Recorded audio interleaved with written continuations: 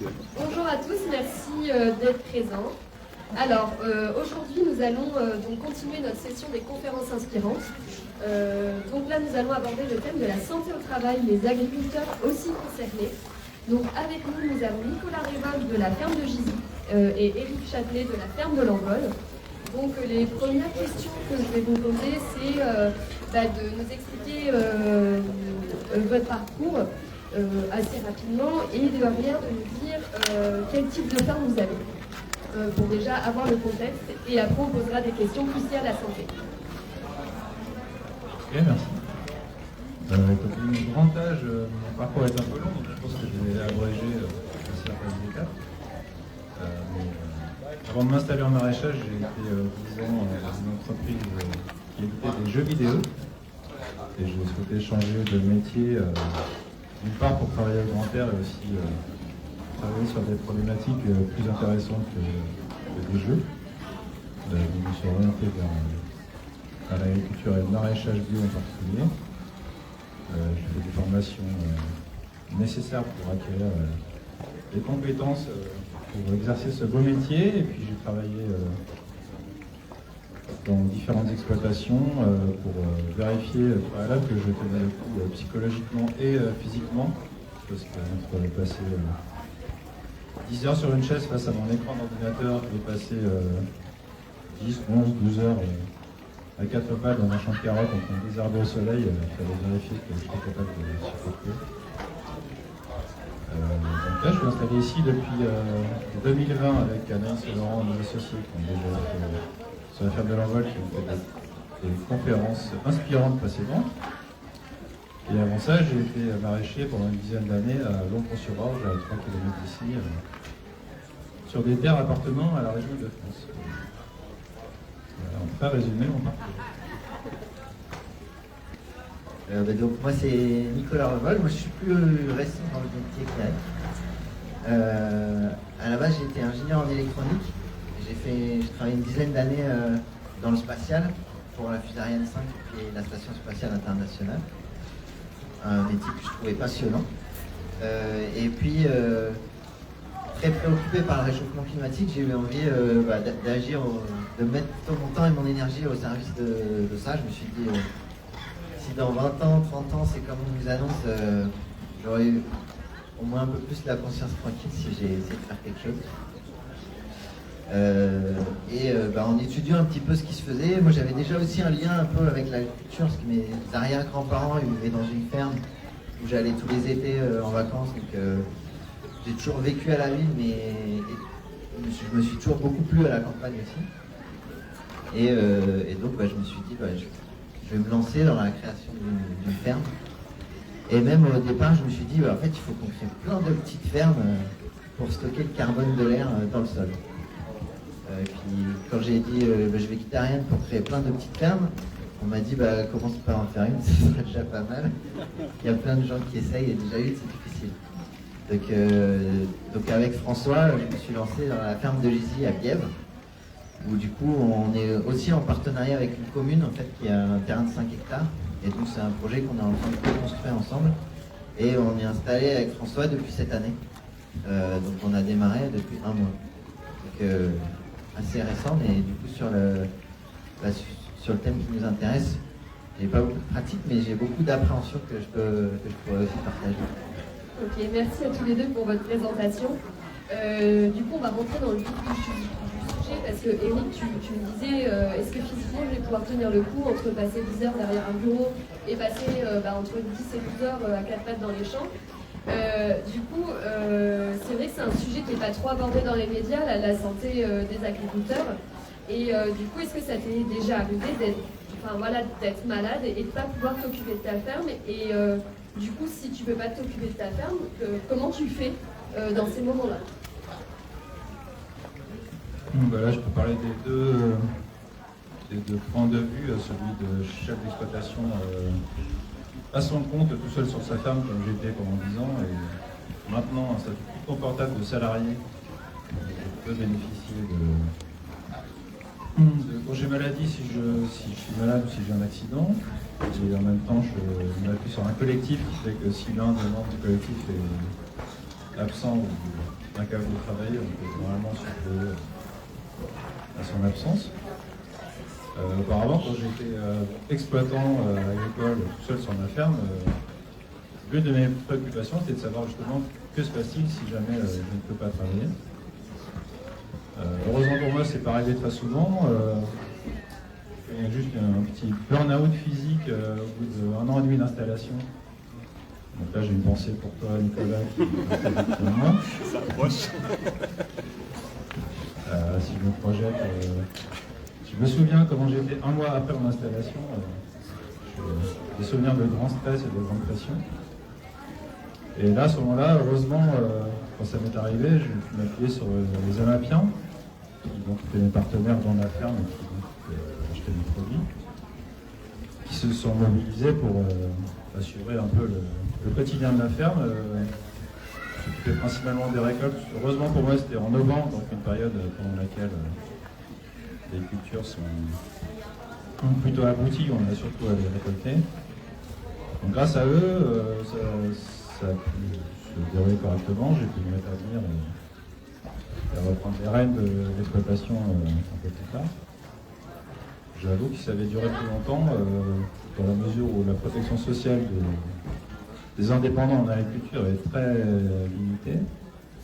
On a droit à des indemnités, mais je crois que c'est 20 € par jour pour trouver quelqu'un pour être remplacé, donc ça ne fait pas cher de l'heure. En tout cas, le système de protection sociale des agriculteurs indépendants est vraiment très limité.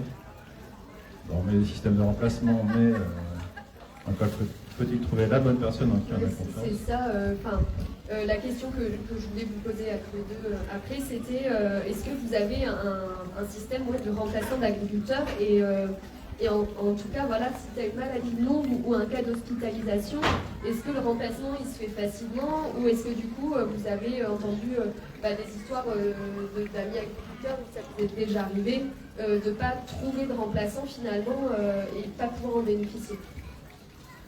Moi, sur le remplacement, je ne vais pas avoir beaucoup à dire, mais aujourd'hui, en agriculture, il y a le service de remplacement qui existe.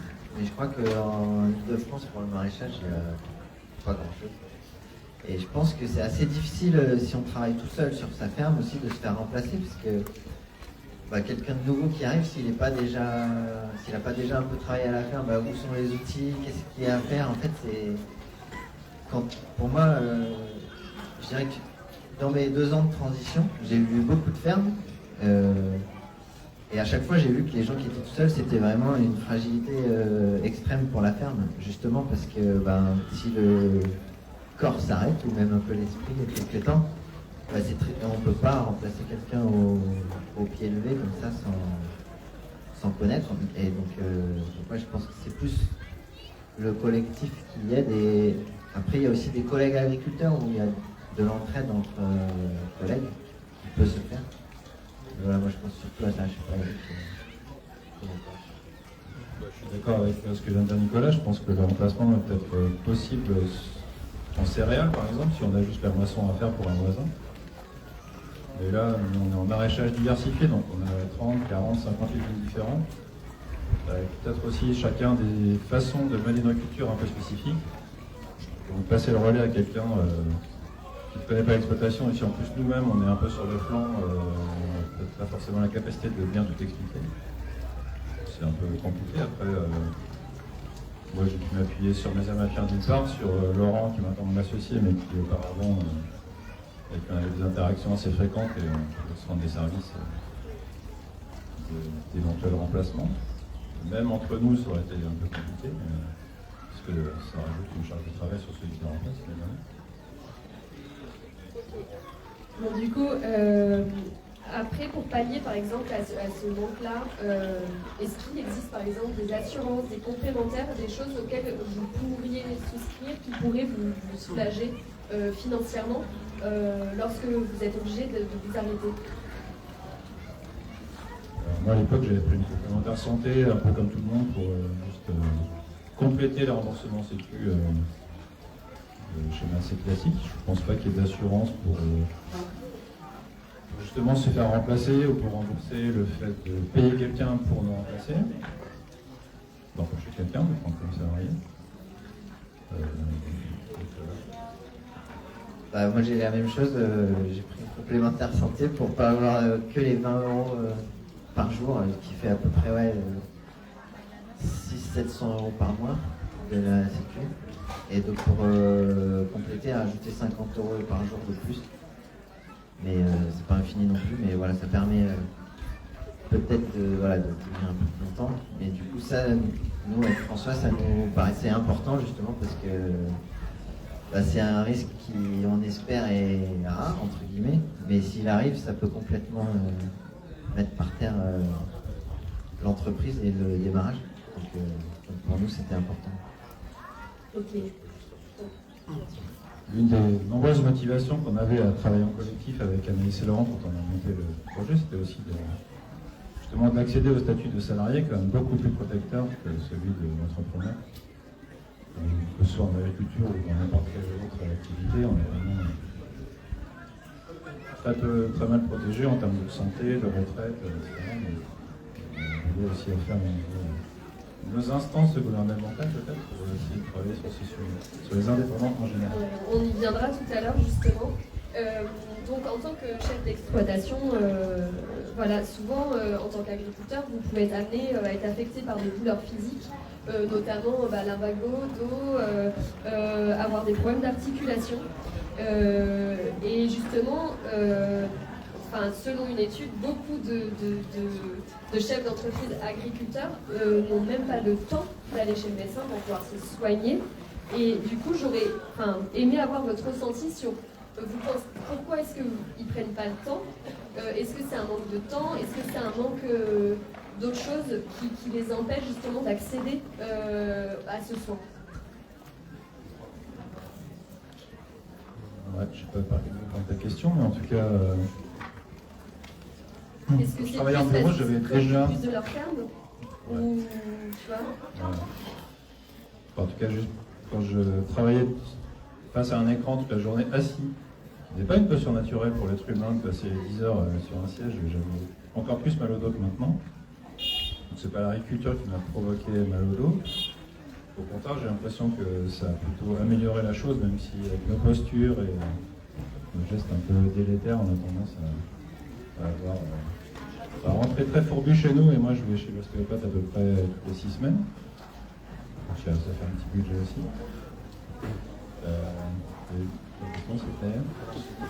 C'était plutôt pourquoi est-ce que tu penses que ces chefs d'exploitation ils n'acceptent pas à ce soin? Est-ce que c'est un manque de temps?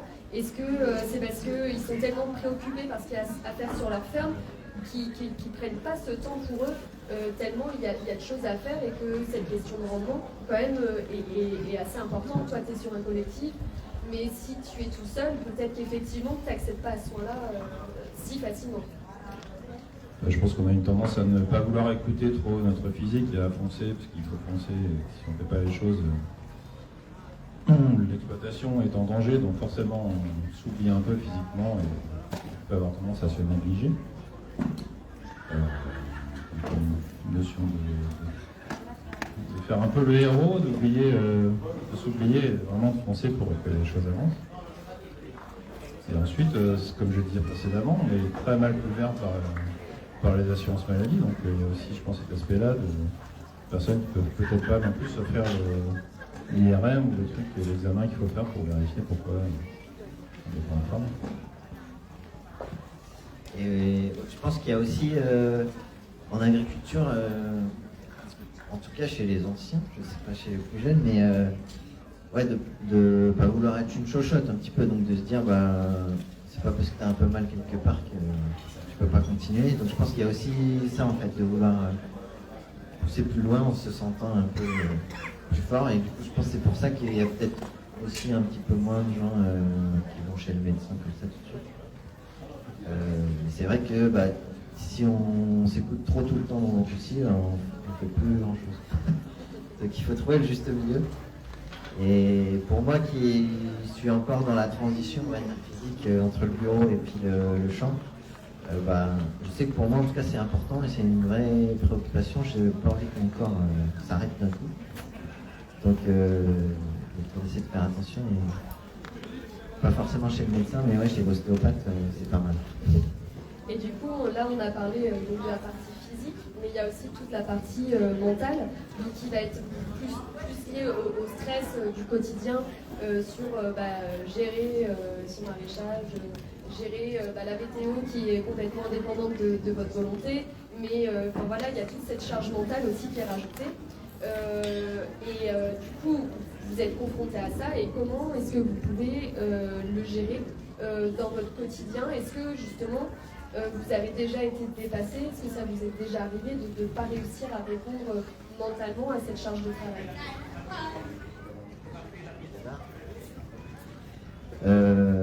On va dire que moi, ça m'est pas encore arrivé, mais il y a quand même des bons moments de stress sur...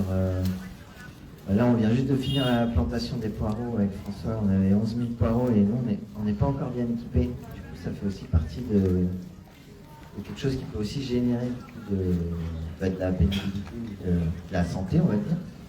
Quand on plante ses poireaux à la grelinette plutôt qu'à la planteuse, c'est pas tout à fait le même métier.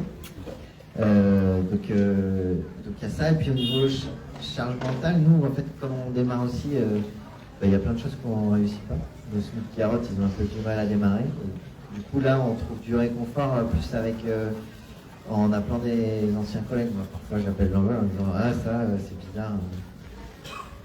J'ai essayé comme ça marche pas. Est-ce que c'est normal ?» Et donc, je pense que ce qui est important, c'est de ne pas rester seul, justement, et de s'entourer de personnes. Tu parlais des amapiens aussi, de ses clients, en fait, qui peuvent aussi être un support. Donc, voilà, nous, pour l'instant, c'est comme ça qu'on gère ça. Est-ce que la famille aussi peut être un support ponctuel pour vous aider dans ces étapes un peu aussi? Pour moi, la famille, elle est un peu loin, mais c'est clairement un support psychologique. Ouais, tout à fait. Et du coup, toi, Eric, comment tu vis au quotidien cette charge-là? Est-ce que d'être en collectif, ça t'a permis de soulager un peu cette charge mentale? Moi, même si dans mon métier précédent, j'étais habitué à avoir une énorme pression sur les enjeux financiers importants, sur des lancements de produits, sur toute l'Europe, etc. J'étais souvent sollicité, fortement sollicité mentalement aussi. J'espérais m'en libérer un peu en changeant de métier, mais en fait, pas du tout. Quand on est tout seul sur la ferme, il faut être sûr de bien penser à tout. Ne pas oublier de commander tel ou tel intrant, de faire des semis, les plantations, arroser. Enfin, c'était un truc assez compliqué à gérer. Là, avec la ferme de l'Envol, c'est un peu différent dans le sens où on est en équipe, donc on peut partager la charge mentale. Mais comme vous le voyez autour de vous, on est encore en période d'installation, avec 1000 sujets à traiter. De faire des plans de financement pour financer la suite de la construction du hangar sur lequel on est, penser à recruter telle ou telle personne, enfin c'est assez pesant, et heureusement qu'on est plusieurs à pouvoir partager. Et ce qui est important, c'est d'avoir un entourage compréhensif qui comprend pourquoi le soir, quand on rentre, on est un peu ailleurs, en stress ou alors ultra fatigué. C'est important d'avoir un entourage, comme dans tous les métiers évidemment. Vraiment tolérant par rapport à notre fatigue physique et en plus mentale, donc c'est pas facile à supporter tous les jours, j'imagine. Ah oui, surtout, on parle de santé mentale, mais effectivement, il y a quand même des thèmes qui sont très à risque et très importants, parce qu'on parle de santé mentale, on parle de stress, mais tout ça, ça peut amener sur des sujets beaucoup plus graves d'agriculteurs, comme vous le savez, qui peuvent même aller jusqu'au suicide, et ça, c'est une vraie problématique dans le monde agricole. Et du coup, pour protéger sa santé mentale, donc il y a la famille, il y a le fait d'appeler aussi des agriculteurs. Il me semble aussi qu'il y a un numéro en ligne où les agriculteurs peuvent appeler quand ils sont en difficulté, et il ne faut pas oublier de le rappeler, parce que c'est très très important. Est-ce que vous, par exemple, vous avez une astuce toute bête pour essayer de réduire votre stress quand vraiment vous êtes à votre max et que vous dites là, non mais là c'est plus possible? Est-ce qu'il y a quelque chose qui vous permet, par exemple, je sais pas, d'avoir un moment rien qu'à vous et de se dire là je peux souffler même 1 heure pour pouvoir justement après recharger les batteries. Est-ce que vous avez une petite astuce, quelque chose qui pourrait vous aider, mais peut-être aider aussi d'autres personnes? Voilà, depuis quelques semaines, j'essaye de réinstaurer la routine d'aller à la piscine régulièrement et de me laver la tête. Même si je suis déjà bien défoulé physiquement, nager, ça fait du bien de se vider la tête, de penser qu'à son mouvement, de qu'importe la nage, et vraiment de se recentrer et de absolument faire le vide et ne pas repenser à tous les enjeux de la ferme. Et ce que je voudrais préciser, c'est quand même que nous, on est dans une situation privilégiée où on a des activités rentables, où on arrive à tirer un revenu correct de notre activité, ce qui n'est pas du tout le cas d'une grande majorité de nos collègues éleveurs, etc. Pour eux, je ne sais pas comment ils ne pas projeter dans leur tête de savoir que quand ils se lèvent, ils savent qu'ils vont trimer et en plus perdre de l'argent. Alors nous, on est très chanceux. Je ne sais pas si toi, tu commences déjà à gagner de l'argent, mais nous, on arrive en vue, c'est déjà pas mal.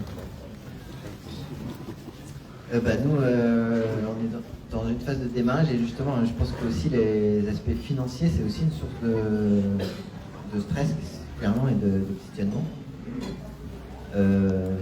Tu dis que c'est une activité rentable, mais il faut quand même bien y aller ou avoir des bonnes connaissances. Nous qui démarrons, dans nos business plans, on pense que ça marche, mais après, il faut qu'on arrive à le démontrer sur le terrain.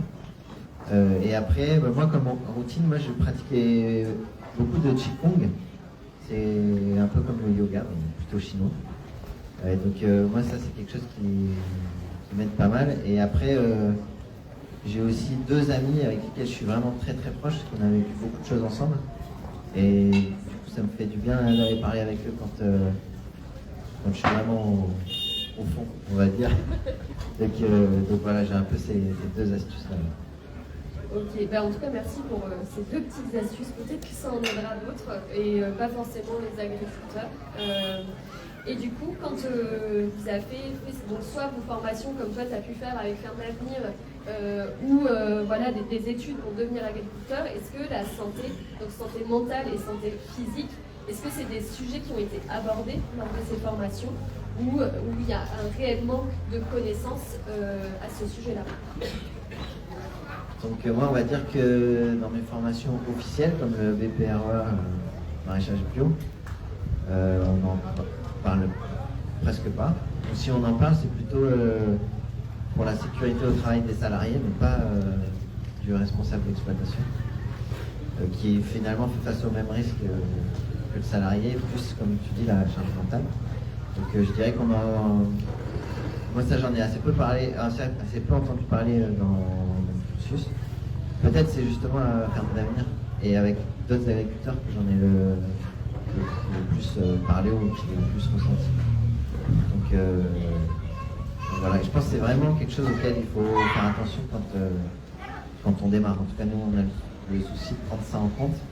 Et surtout sur nous, l'année de démarrage, comme je disais, on n'a pas tout le matériel qu'il faut pour bien démarrer, on n'a pas de bâtiment, donc on a juste un container où il fait chaud l'été, pas l'hiver.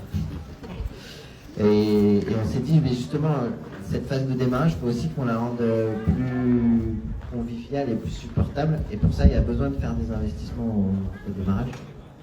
Et ça nous paraissait important avec François.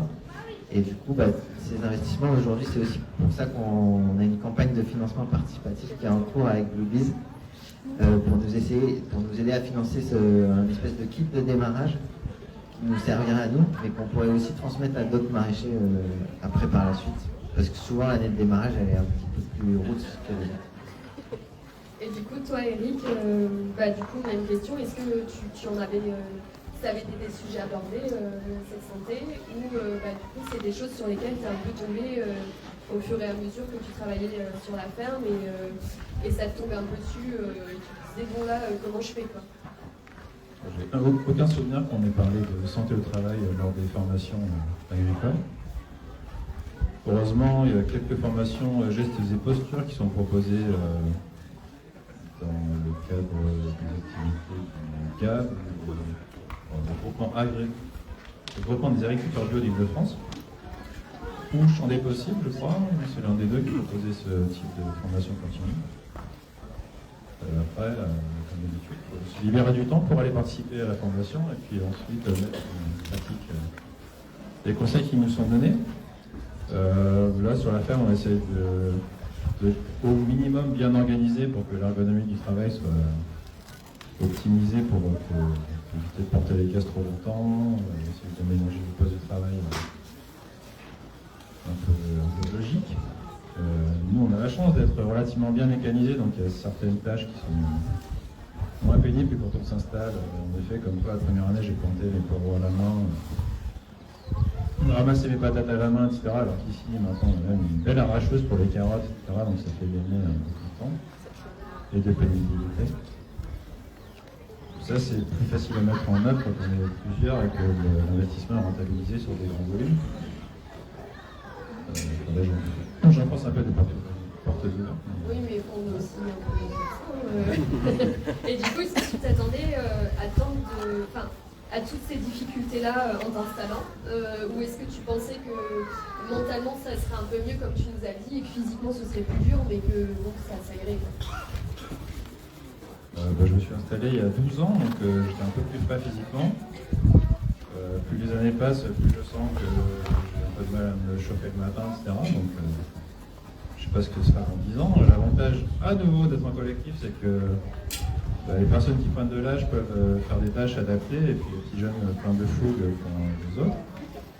En essayant d'éviter la caricature de vieux sur le tracteur et les autres à quatre pattes dans les carottes. En tout cas, il y a aussi une répartition un peu naturelle qui se fait comme ça entre nous. On essaie de partager les tâches les plus ingrates et en tenant compte de ceux qui ne supportent pas la chaleur, éviter d'aller dans les serres. Enfin, ça donne aussi aux spécificités de chacun. Après, dans une équipe de deux, c'est peut-être un peu plus dur de se partager. Peut-être que vous serez amené aussi à intégrer des gens, je ne sais pas comment envisager votre projet. Mais... Nous, effectivement, on démarre à 2, mais on irait à 4 ou 5 à la fin. Et parce qu'on est conscient que même être à 2, on est beaucoup plus fort que tout seul, mais on n'est pas encore assez résilient, je pense. Et justement, au niveau du partage des tâches, moi j'ai vu plusieurs fermes avec au moins 5 personnes. Et je pense que ça a vraiment une valeur ajoutée importante. À la fois, ça permet aussi de faire des équipes, des fois de 2, de 3. Et puis, je trouve que ça a vraiment du sens d'être plusieurs sur une ferme. Mais il y a même des jours où on est plus en forme que d'autres. Et du coup, rien que là, plusieurs aussi, ça permet justement de partager les tâches, comme tu dis, Eric. En disant, moi aujourd'hui, j'ai envie de taper dans la butte. C'est bon, puis il y a d'autres jours, peut-être qu'on est envie d'être un peu plus tranquille. Et du coup, ça peut se partager quand on est plusieurs. Je veux juste rajouter que ce qui peut contribuer à notre santé mentale et physique, c'est aussi de pouvoir prendre des vacances. Parce que là, pendant 10 ans, tout seul, je prenais à peu près une semaine ou 2 maximum par an, ce qui fait quand même un peu light. La charge de travail. Ouais. Et là, maintenant, on arrive à s'organiser pour prendre quasiment tous 5 semaines de vacances par an. Et ça permet de recharger les batteries. Ça, c'est pas commun en tant qu'agriculteur de pouvoir prendre 5 semaines dans l'année. A priori, c'est quand même pas la généralité des agriculteurs. Donc, les maraîchers en particulier, les céréaliers arrivent à prendre une grande période de vacances entre octobre et avril. Les maraîchers ils sont sur le pont toute l'année, donc les éleveurs aussi. En tout cas, d'avoir des intervalles comme ça pour se reposer, c'est pas très important. Pouvoir se ressourcer. Et du coup, est-ce que vous auriez envie des choses dont vous auriez besoin et qui aujourd'hui vous manquent dans le système, donc que ce soit pour la santé physique ou mentale, est-ce que vous pensez qu'il manque des choses, des outils, peut-être une aide qui vous permettrait de mieux vivre ce quotidien et cette santé en tant qu'agriculteur? Je voudrais qu'on intègre un ostéopathe à l'équipe. Éventuellement quelqu'un qui fait des massages tous les jours pour ça tout le temps. C'est une bonne idée. Ouais, je pense. On va essayer de faire financer ça par un message. Tu peux retirer la question? C'est que manque-t-il dans le système aujourd'hui pour pouvoir améliorer la santé physique et mentale des agriculteurs afin qu'elle soit préservée et peut-être même améliorée dans certains de compagnies. D'accord.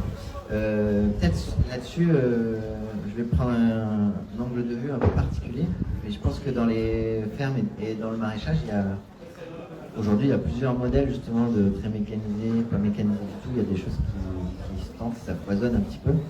Et je pense que si on regarde le passé, il y a eu beaucoup d'argent investi dans de la grosse mécanisation pour faire des choses assez incroyables justement. Et on n'a pas trop réfléchi à tout ce qui est le petit outillage plus manuel, on va dire. Et donc je pense que là-dessus, il y a encore des choses à faire. Je pense que ça ne devait pas être très rentable, c'est pour ça qu'on a plutôt cherché des grosses choses. Mais ouais, on voit que dans les outils manuels, pour moi, il y a de plus en plus de choses qui émergent, mais ça reste assez démarrant. Et du coup, est-ce que ça vous arrive, pour améliorer votre quotidien physiquement, d'inventer des outils ou de détourner des outils pour vous permettre de vous faciliter le travail? Je pense par exemple à ton parasol tracteur il y a une semaine quand il a fait super chaud. Enfin voilà, des choses qui ne sont pas forcément intégrées de base sur un tracteur. Voilà. Aujourd'hui, nous, on n'a pas trop le temps de transformer les outils parce qu'on démarre et on construit toute la ferme. Mais par contre, à chaque fois qu'on fait quelque chose, on dit ah ça, il ne faut pas qu'on le refasse comme ça l'année prochaine, il faut qu'on bricole un truc. Donc ouais, il y a plein de bricolage à faire. Mais aujourd'hui, on n'a pas encore vraiment commencé à le faire. On se fait plutôt une liste, puis on espère avoir le temps de faire ça avant la prochaine fois. Moi, je suis un peu frustré de ne pas être plus créatif sur la création d'outils qui nous permettraient d'être plus efficaces sur le travail sur l'imprégnée. Ce que je voulais ajouter sur l'aspect mécanisation, c'est qu'on essaye aussi de ne pas tomber dans le piège de la fuite en avant, d'acheter un matériel pour minimiser la pénibilité, mais d'être obligé de mettre plus en culture parce qu'il faut bien rembourser ce matériel et après des enchaînements qui peuvent se faire comme ça. Pour l'instant, on a été sages. Ça va, on est assez nombreux dans la ferme pour se tempérer les uns les autres. On n'a pas tous le même attrait pour les grosses machines, donc il y en a qui freinent, d'autres qui peuvent rigoler. Et on a un équilibre suffisant pour faire en sorte qu'on ne s'embête pas outre mesure. Ça générait le fait d'être obligé de produire encore plus et de travailler encore plus. C'est un peu l'histoire sans fin, ça. Et du coup, est-ce que vous deux, vous avez un conseil à des porteurs de projets qui souhaiteraient s'installer, donc notamment en maraîchage, parce que vous êtes maraîcher, mais aussi en agriculture? Est-ce qu'il y a quelque chose que vous auriez aimé avoir comme conseil à votre installation quand vous avez débuté? Moi, quand je me suis installé en 2010, le pôle à biosol constitué des champs des possibles, du Gap et de terre de liens. Oui, le reste de la France, évidemment. N'était pas bien structuré, n'avait pas la même offre que maintenant, où quand tu t'installes, tu peux aller voir les 4 structures et chacune peut t'apporter des formations et des savoir-faire un peu spécifiques, des formations orientées plutôt sur le matériel, d'autres sur la relation avec les amapiens, d'autres sur les plans de culture, savoir qu'est-ce qu'il faut mettre en culture pour assurer la distribution avec la map en fonction du nombre de paniers. Ça n'existait pas, donc c'était un peu compliqué, donc je me suis renseigné par-ci par-là, j'ai réussi à faire mon truc. Maintenant, c'est un peu plus développé, je pense que Nicolas a pu bénéficier de ce support. Oui et non.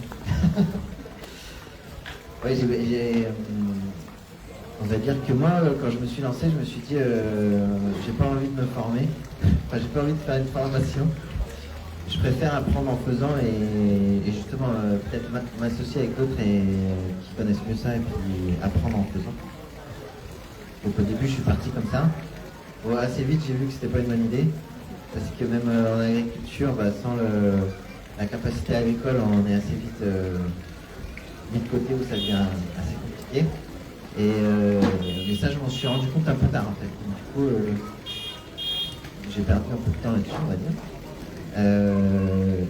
Mais oui, le réseau Abiosol aujourd'hui propose plein de petites formations qui sont intéressantes, mais du coup moi j'en ai pas fait beaucoup non plus, même si j'ai quand même bénéficié de pas mal de choses avec eux.